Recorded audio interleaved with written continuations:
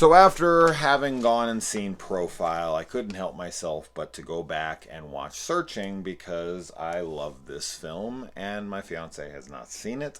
And I was like, you know what? I am hard up to rewatch Unfriended and Searching, and I wanted to watch Searching first because I really wanted to show it to her, and I'll be watching Unfriended tomorrow, but I already covered that here on a full spoiler discussion, so I'm not going to be doing it again. This movie to me is just brilliant. Like the way, okay. So found footage is a gimmick, right? Like Blair Witch came around. Obviously there's things predating Blair Witch, Cannibal Holocaust, whatever. Don't care. Blair Witch came around and Daniel Merrick and Eduardo Sanchez had this brilliant idea, right? They had a marketing genius scheme of how to get this found footage film to appear to be real and to get a bunch of people interested, and they made an insane amount of money, and it's it is what it is.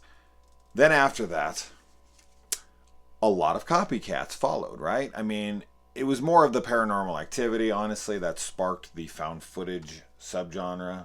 But whatever which one it was, we'll say it's paranormal because that's really more true to what created that found footage golden age, if you will.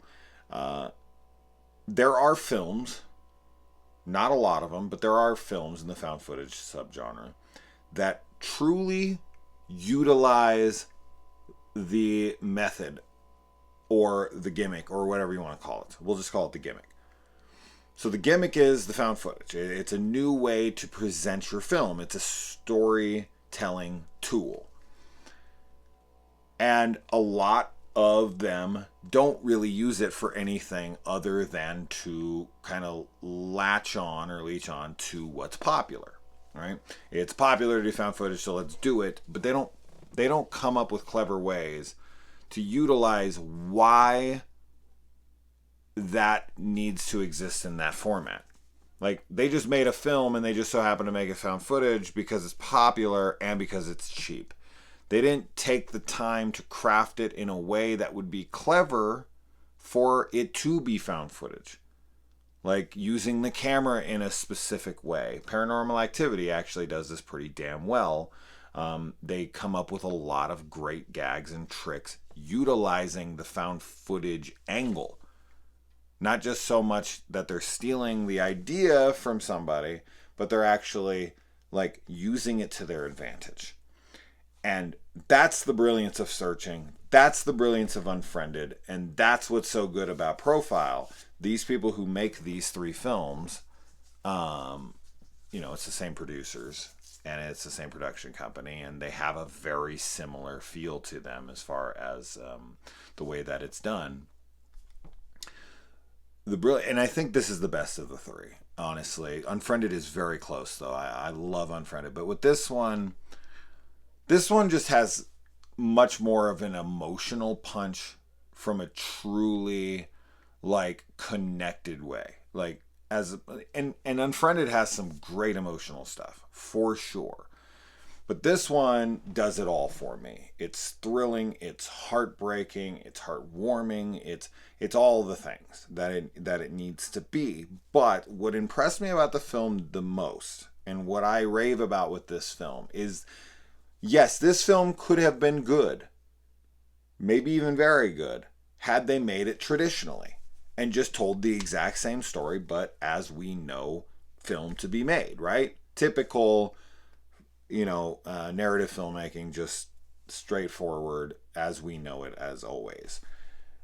But they decided to do laptop, and they utilized the laptop and it's not just laptop, right? Like, this is shown through a bunch of different devices in a bunch of different ways.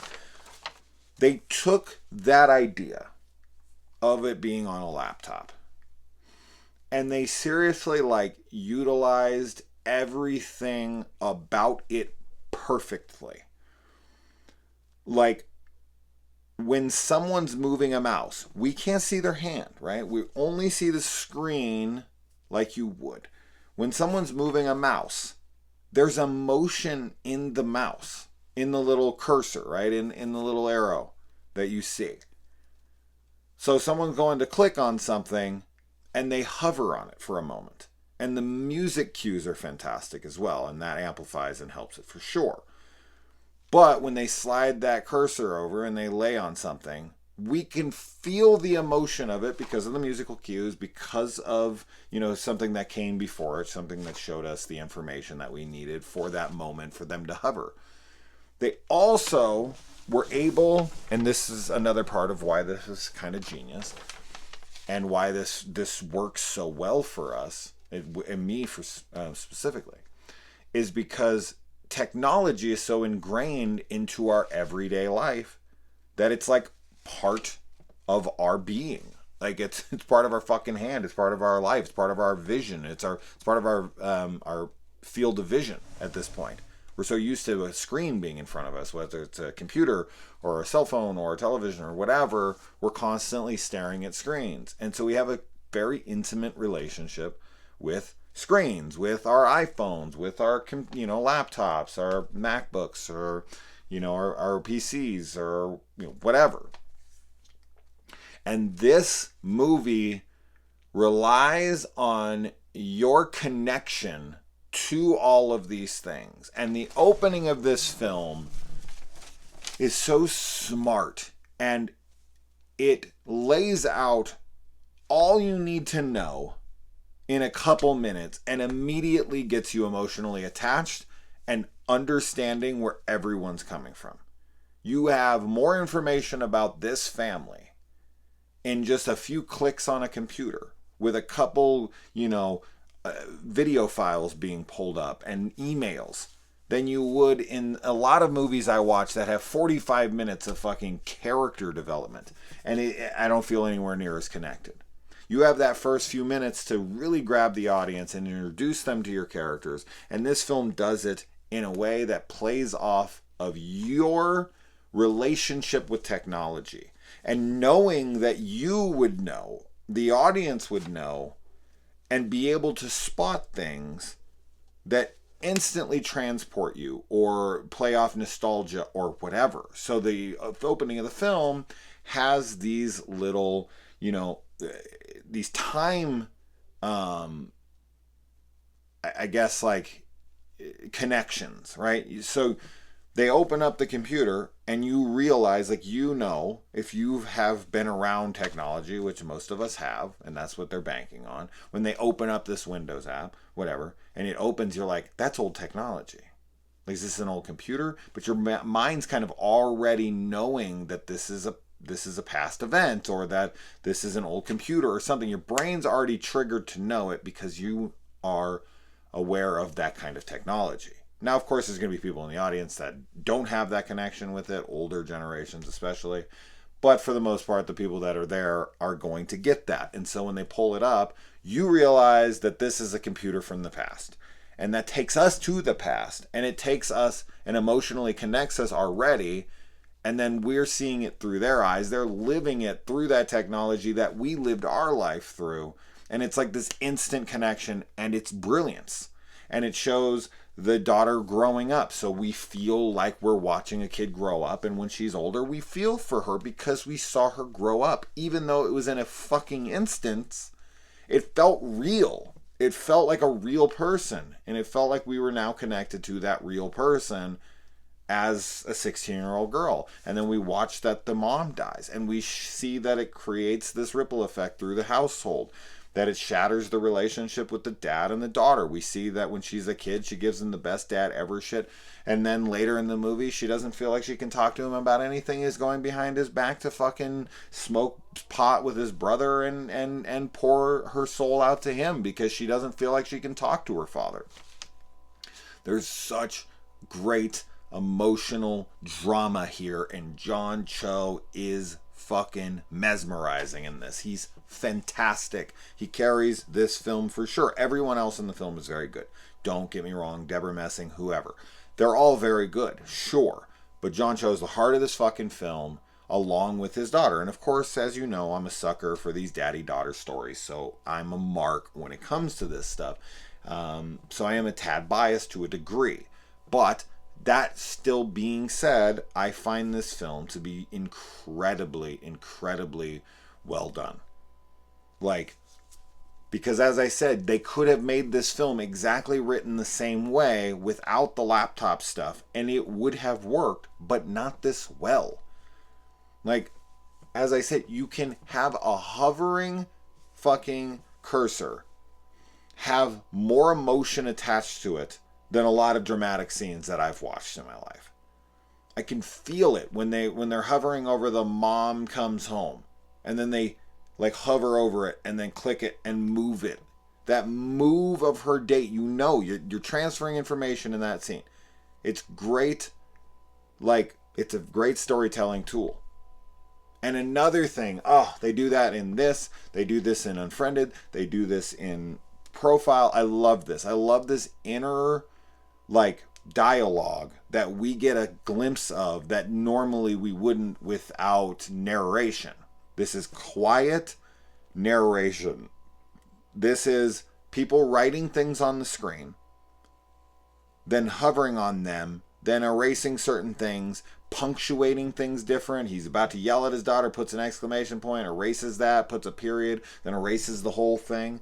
This gives you that real mindset, and we've all been there, right? That's why this connects so easily. How many times have you written out something to somebody and then go, maybe I could do it this way. Maybe I could say it that way. And maybe that punctuation isn't right. And, maybe I should add a fucking emoji. Like, texting is a terrible form of communication. It has started more fights than it ever should have, because if you were to just talk to one another, inflection matters. And sometimes you don't want to put fucking emojis, and you shouldn't have to, in order to just be like, wink, it was a joke, or smiley face, whatever, I'm happy, or exclamation points, I'm mad. It's all about, there's like added inflection within typing, and it's very frustrating, and it's hard to navigate, and everyone reads it differently, especially going along with their mood. If you're in a bad mood and you read a text, you're going to read it in a bad mood, and that person's going to be in a bad mood. Even when they sent it, they were in a great mood and they were excited about something, and then you read it and you're like, why are you being such a dick? And you're like, what are you talking about? Which of course initially pisses you off. Like, what the fuck? I sent you a nice text and then you asked me why I'm a dick? You know what I mean? So, but that connection to technology and the way they do it, it feels so real and natural. Everything about this feels believable. This all feels like something that this guy would be doing. This is how I'd click on this. This is how I erase this. None of it feels forced. None of it feels fake. None of it feels like they did it theatrically, like that they just threw it up on the screen for the sake of it. I mean, obviously we know as the audience that this is done for entertainment and it's done, for dramatic effect and whatnot, but it doesn't matter, because when great filmmaking is done like this, it completely loses you in it. And this does that for me completely.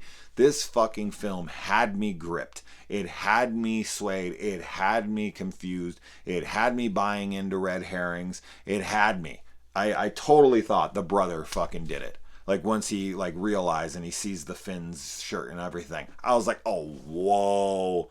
And then you see the text and it's like, oh, shouldn't be doing this. And how could, and I was like, oh my God, he's fucking his niece. He's fucking this guy's, holy shit. Like, even if he didn't kill her, he's still fucking her, like your brain fills in that gap, right? Like, and then when he says it, like, oh, I smoked her out, and she needed, and this is an emotional gut punch, right? Because he accused his brother of something horrendous, heinous.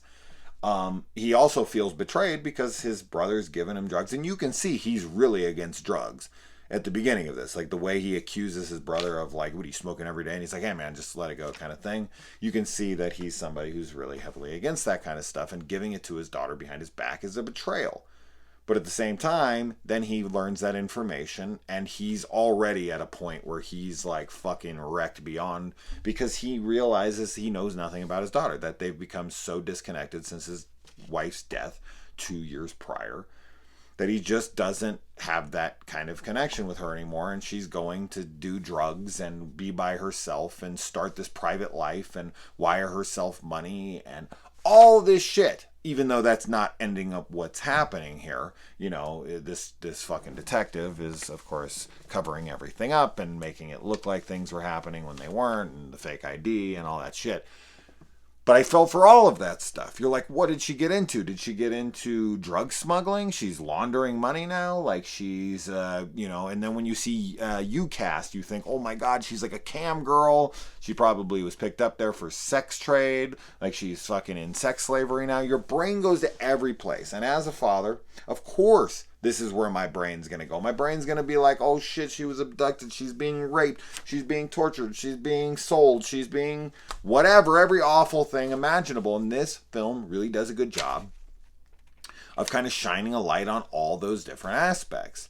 So it's a great story from just a dad-daughter perspective. It's a great story about loss and grief and the disconnect that can happen from families if they don't properly deal with it. This deals really well with isolation and the the problems of being a young person who's dealing with things internally and feels like this outcast and doesn't have any friends and doesn't want to connect to anybody because she had a tragedy befall her when she was 14 years old and now feels like no one relates to her, and she's connecting with someone on UCast and she's just trying to do anything she can to be heard. And her dad and her have this kind of a strange relationship because he can't deal with the memory of it. He even looks at stuff and like moves it to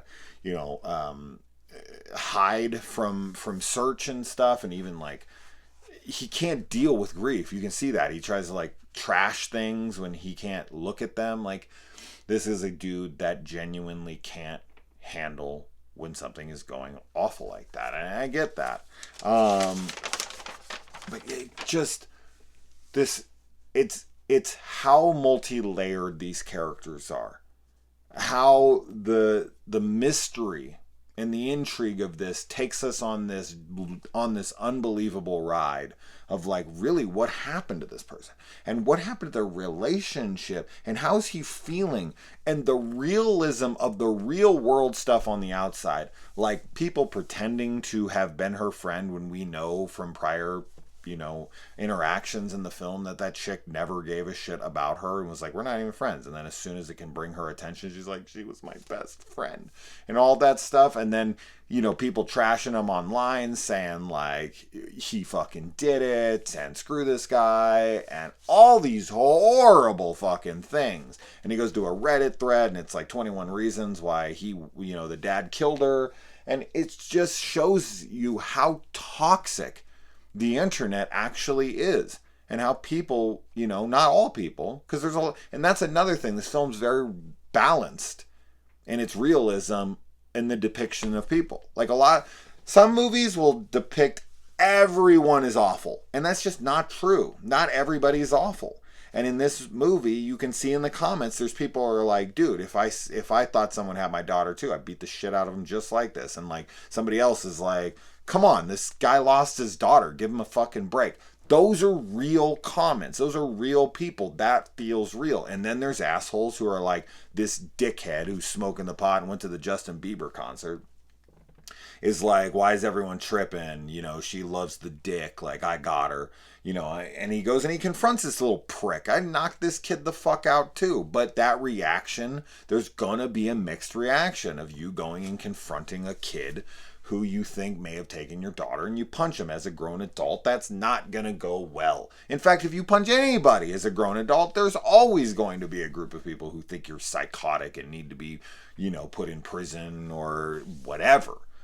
All that shit is just phenomenal. And it's him going to like Google and Googling like the statistics of kids being found versus not being found, his realization that he doesn't know his daughter anymore when he's talking to all these kids, and his emotional breakdown throughout, the way he holds himself together but then doesn't, the way he loses his temper, the way his obsession with these things are, where he doesn't give up, where he's like clicking out of things, he's almost given up, he's shutting the computer down, then he sees something and he puts... This is all so fucking perfectly done. This feels so legitimate. This feels so emotionally relevant and real. Can't say it enough. Like, and all the red herrings and the way this pays off and how everything wraps up and how it's revealed, it all makes perfect sense. It's laid out throughout the film so perfectly. We see a very quick glimpse of the guy who does the confession with her in the picture, and we see a quick glimpse of her son coming in the room, and we see a quick glimpse of her talking about her son and the relationship and how she'll do anything. And at the end of the day, this is what this movie is about: is that a parent will do anything to help their child, whether it's when they're missing or when it's they fucked up and they did something awful. And we know that this kid seems to have some kind of autism to him or something, and she doesn't want this kid to go to prison because she's a cop and she knows what happens to kids like him in prison, and she can't fucking let that happen. So she volunteers to take this case, protects it for the kid, makes it look like the chick ran away, fakes an ID, makes the $2,500 deposit go away because that kid was sent it. So he brings it back to her because he feels bad. She freaks out. He pushes her down. It all makes perfect fucking sense. And then the storm, which floods it out, and it feels like this doom and gloom moment of like he's looking for his daughter, but then the storm comes in, and that's like a really good analogy too towards life. Is sometimes the storm comes in and washes away all your hopes and your dreams, and then sometimes it brings in and ushers new life. Like the storm comes in and you think it's the thing that stops them from looking for her and actually thwarts their ability to find and help her, but in the end it ends up saving her life. The water that she was able to drink because the fucking storm came in and gave her the ability to and then when they're when they're talking to her and she's signing her confession and they say she's been in custody for a week, it's a total head fake for you to be like, oh fuck, it's been a week, she's totally dead. But then it's a recounting of what actually happened on the day that she was picked up from the funeral. And when they're driving her and then they're like, oh, she only has to be alive for 2 days without water, and you're like, wait a minute, what? And then you realize no, this is just a recount of what happened when she's telling them that they found that this interview takes place after the daughter's already been found, but it doesn't feel like it. So there's just one head fake after the other, after the other, after the other. They do such a good job of making you feel like this chick's dead. They make you do such a good job of making you feel like this person did it, and the brother's horrendous, or this little fucking kid's a horrendous piece of shit, or the mom, or whatever. And then you find out it's the son, and then you find out that she's like pushed this ex-con into signing a confession, or filming himself and then I guess shooting him. I mean, when they ask her that, she's like, he's my son, I'll do anything for him. Like, she fucking killed this guy in cold blood after he made this video. Like, this film is remarkable. It's remarkable. I haven't been this excited and talking this fast and in a while. A lot of my reviews lately have kind of been all like, and that's not because I didn't like the films, but I'm just so excited about this film. It's as opposed to lately where I'm just like, hey guys, because that's my typical demeanor. It's not that I'm unexcited, it's just that I'm being myself, and I kind of talk like, so yeah, so this is how this movie went, and I'm more kind of thinking about things. But with this movie, I don't really got to think about shit. I really feel very passionate about it, so it's pretty easy for me to get out and articulate a lot of my thoughts towards the film. Yeah, I mean, there's all sorts of fucking other things. I wrote notes. I took notes for the whole thing. I have not looked at them one single fucking time, and we're 24 minutes in. Let's see if I can grab anything out of here. I don't think so. I really feel like I feel like I got everything. Something my fiance pointed out, she was like, it's remarkable how it went from like this funny Bieber joke, like the guy was at the Bieber concert confirmed, and it's like you're laughing for a second, and then it just like, you see the guy's face, you see John Cho's face, and he's sitting there and he's looking at the screen, and then you're immediately like pulled right out of that like humorous moment of like, oh yeah, this guy's daughter's still missing, and look how fucking upset he is about it. Like, he's back to square one. He doesn't know what to do. It's funny to us, but to him, it's a fucking dead lead. It's cold. So it's funny, and then it's not funny at all, and that's a great like transition. That's a great head fake of like, oh, sorry. It's like laughing at a funeral or something. You're like, sorry, not the place for it. And let's see. Oh, when he gets the call, and that's them basically telling him his daughter died. Obviously, it's not true, but he thinks it is, and he's in his brother's house, and he's already accused his brother of doing something terrible, and then he goes and his knees buckle. There's something about that that's so real to me. Like if you were told your kid died over the phone, I just feel like that's why they're like, "Are you sitting down?" Because your knees are just going to give out. Like your body's just not going to function. And the way his legs give out and the way he falls and everything, it just feels, it's not over dramatic. He's not like, oh, and he throws himself to the ground and flops around. It's not like that at all. It's much more subtle. It's much more real. And just the way his knees buckle and the way he fits the ground. Oh my good God. The funeral home writing him before she's even declared dead. Oh my God. How he even went with that place is beyond me. I'd tell him to go fuck themselves. But maybe that's the place in which his wife was buried. So he wanted to, stick with tradition there.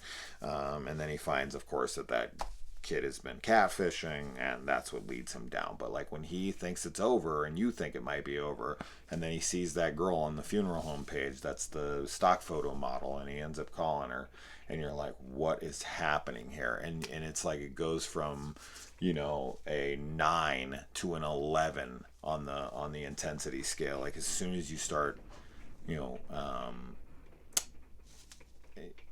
thinking that this detective did it, and then she calls, and as soon as he's like, volunteer, wait, I thought she was assigned, like, no, she volunteered. You're like, this bitch did it. And then as soon as you see her with the convict, it's over. You're like, done. But then you're like, but I fell for the brother thing, so how are they going to trick me this time?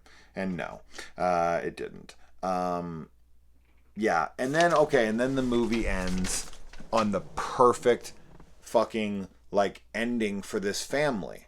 So in the beginning, the dad can't talk about the mom. He's incapable of doing it. He hasn't moved past it, and it hurts his daughter, right? So she is doing something, and he's like, I'm proud of you. Mom would be too. And he puts it there, and he erases it because he can't talk to her about it. And there's not a ton of fucking focus put on that specific moment. But then it's replayed, and it's coming, and it perfectly utilizes that little writing blur blob thing that comes up on the screen when someone's writing on an iPhone, and that's coming, and you're waiting. And if you've ever like been really excited to talk to somebody and you see that little thing happening, and you're like, oh shit, what are they gonna say? What are they gonna say? You get that feeling there when he's like, I'm proud of you, and you wait for it, and you're like, what he's gonna say, and it's like, mom would be too, and it's like, fuck, like so good, so emotionally like well-rounded in that way. Like it's the arc of all of this with their family drama and how they've come out of this stronger. This is actually what saved their family as well, is like now they can talk, and now he can talk about his dead wife, and now he can be thankful for that his daughter's still around, and he's able to talk to her about it. It's beautiful. It really is. That ending of just like, mom would be too, and she's waiting for her approval of getting into music school, and she kind of dropped it because she couldn't deal with mom. But now that they've kind of got this new lease on life, and she's had time to think, and they talked about it, now she's gotten back into music to honor her mom. It's such a well-rounded movie. Everything is three-dimensional. Everything is so well thought out. Everything is so like fully realized. There's no threads that aren't fucking connected. Like, it's a remarkable film. I mean, honestly, I think it's fucking fantastic. So as you can tell, did you is it apparent that I was fucking happy about this one? If the audio is fucked on this one, oh my God, dude, I'd quit the channel. I can't. But thank God I'm putting it on airplane mode, making sure I'm plugging the camera in. Hey, it only took me 4 fucking years to finally get this shit right. But honestly, the airplane mode thing never was a problem in the past. I recorded thousands of videos without it, and it always was fine. And then all of a sudden, I think it's this mic. I think this mic picks up static from the airplane mode, so fuck this mic, but I like when it does record like this. So anyway, yeah. So watch Unfriended, watch this, watch Profile. These are great. I hope you've seen them, because that'd be fucked if you didn't. This movie's got such great mystery to it. It would be such a shame for someone to have that ruined for them going into it. But some people don't give a fuck about that, and it is what it is. So anyways, this movie rules. Adios.